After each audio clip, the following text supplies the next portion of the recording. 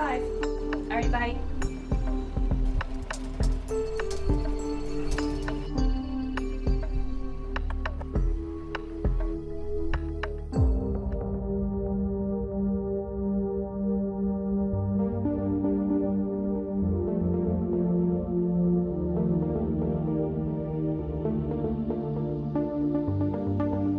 Stalking has changed over the years because stalkers are employing more and more techniques to perfect their crime. Technology is being used in most stalking cases.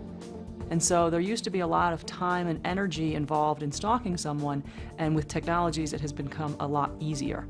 Technology is great, but it can also be misused by somebody who has the intent to harass you or stalk you as a victim. I was married for 10 years, and my ex-husband was controlling. He became verbally abusive, and I decided that it was just best to end the marriage. Immediately upon speaking with an attorney, things started happening. He started showing up places where I would go. He seemed to know information about me that he shouldn't have. I took a new job and did not tell him where the location was or who I was working for, and the third day of the start of the new job, he showed up. Unfortunately, Sherry's example is very typical. Stalking, finding the victim, watching her, controlling her, those are all indicative of abusive, controlling relationships. And when he was able to appear, even though I hadn't seen him following me somewhere, I started figuring he must have something that's technology related and some way of tracking me, because there's just no way he could know where I'm at, and the timing was perfect. So we have been hearing for years people calling in and saying, I know this sounds crazy, but every time I move, I go to a shelter, I try to do something, it seems like the perpetrator knows what I'm doing. I feel like people aren't going to be able to believe me. So it might start out with harassing behavior, and then it becomes scary behavior, and then it becomes victims who are very afraid. No place feels safe because you can never be certain that it is safe. So it's a terrible existence. It's a terrible way to live because you feel like you're being hunted, spied upon. I think that the perpetrators are empowered because by using a lot of these devices, they feel that they are anonymous or that the police are not going to be able to trace them, which in many cases, it is extremely difficult to trace some of these devices that are being used. The technology is advancing, and it's advancing at a rapid rate. So even if you are not allowed to employ it in your investigations, you should be aware that it's out there so you can identify it when it is being used by your stalker.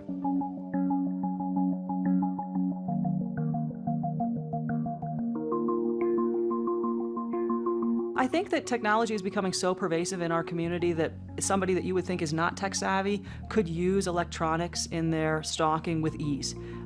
These are, ready to go, just, plug and play type of systems. So it doesn't involve a lot of technological intelligence or technological skill to employ a lot of these methods. It's just somebody who is very dedicated to their stalking. One of the technologies that we see in almost every case is cell phones. Cell phones are pretty pervasive in our community. I don't really know of anyone that doesn't have a cell phone. And what a stalker does is obviously he has the phone number for the victim. We have victims who have 120 text messages in 15 minutes. We have victims who are getting phone calls. He'll start at 2 o'clock in the morning and he'll call me until 6:30 in the morning. A lot of times victims will start to block. So they'll put a call block on so the texts won't come in, or they'll send it right to voicemail so they don't have to listen to him talk. Well, that aggravates the stalker. So then the stalker looks for more means. Well, how else can I get to her?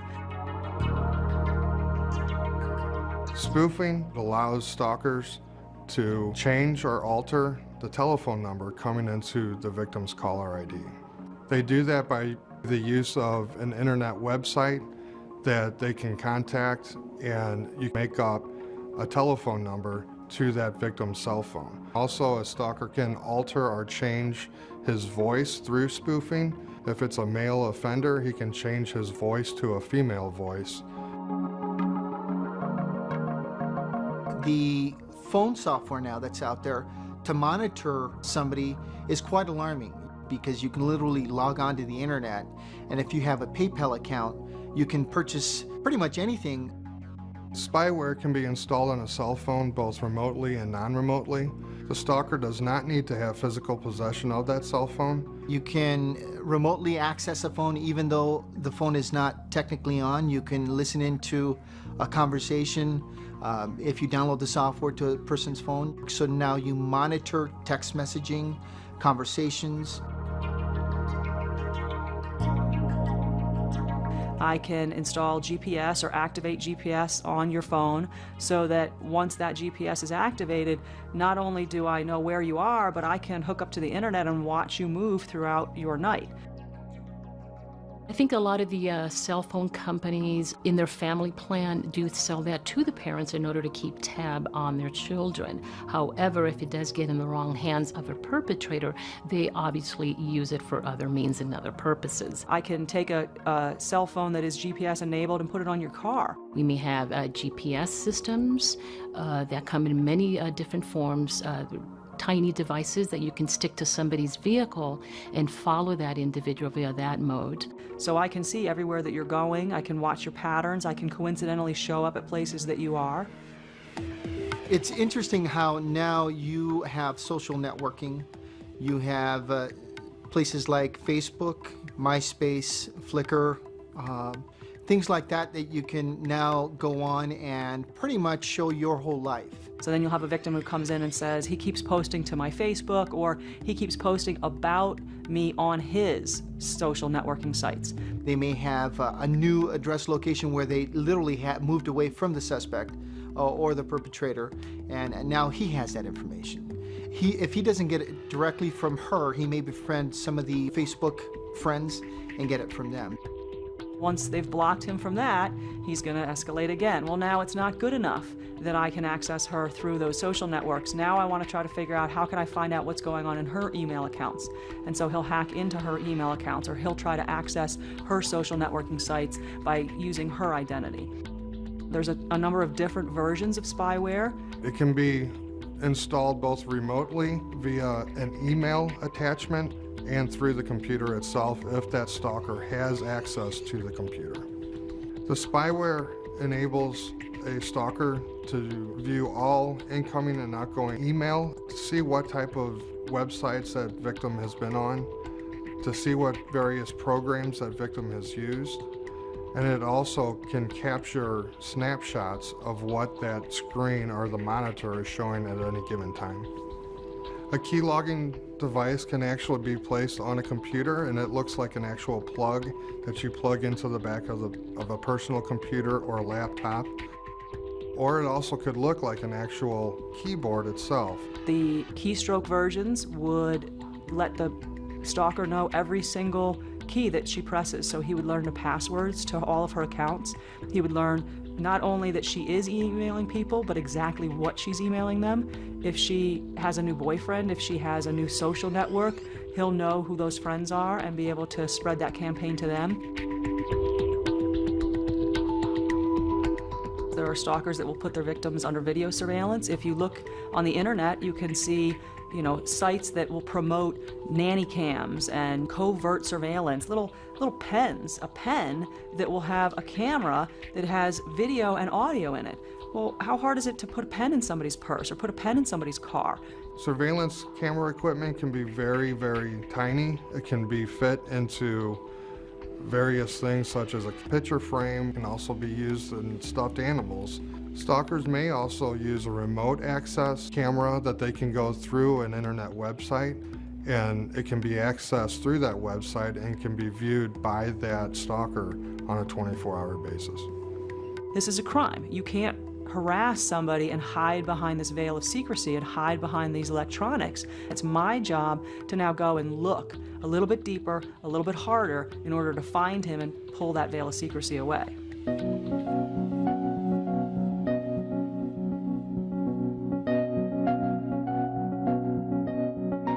When you're working with a victim who is revealing information to you about electronic stalking, it would be really important for you to understand that a lot of the technologies erase themselves over time. An officer does have to tell a victim, you need to make a calendar, you need to record incidences, dates, times, and they need to explain why. victim involvement is essential for detectives because we're not going to be there 24/7. They have to document each incident.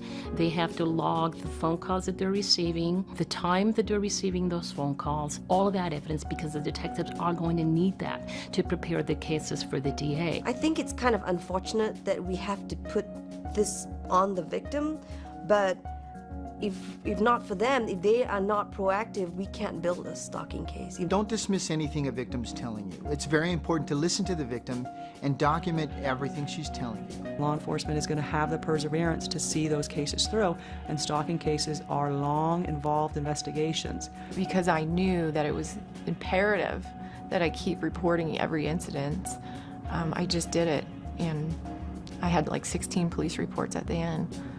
And it was exhausting and it was hard. In the end, when police did go and seize evidence, what they found was disturbing.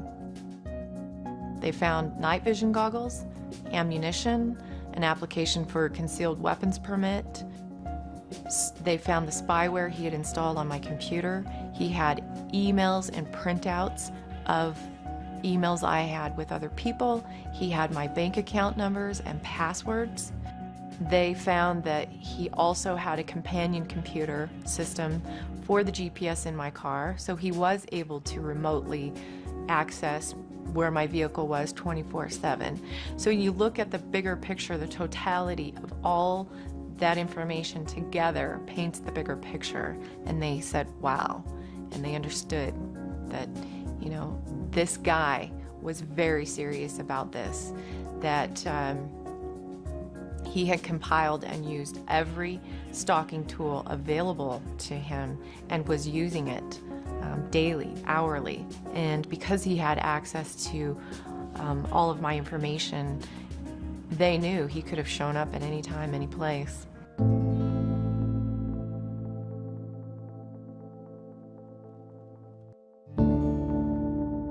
The concept of a team investigation or a multi-agency response to stalking is that no one individual agency has all of the resources necessary for a victim, because the victim's going to need a lot of other things. Stalking is so broad and so big and can cross jurisdictions, and technology changes every day. It's important for law enforcement to recognize that type of behavior or that technology that stalker is using. I am the person that can say it worked. The system works if you use it correctly, if everyone gets together and collaborates on how to, you know, rescue a victim from stalking. One of the things that's really important is to make sure that if you're an agency that doesn't have a lot of resources, don't think that they don't exist. Make sure that you understand that if you don't have a victim advocate directly in your community that you work with in your police agency, that doesn't mean that you can't make a referral to the National Stalking Resource Center. They have information about investigations that are going on all over the country, and so they watch and monitor the trends that are happening in stalking, so that when you call up and say, boy, I don't know, I have this victim who's reporting these things that aren't making a lot of sense to me, I don't understand how it's happening, have you seen anything like this? You can't tell someone what it's like to live hunted and to always fear, as long as this person is out there, that you never feel safe. It's our job to recognize that that is a pattern of behavior, that it's going to escalate, and we have to stop it before it becomes lethal. Law enforcement rescued me. They saved me. It's why I talk today.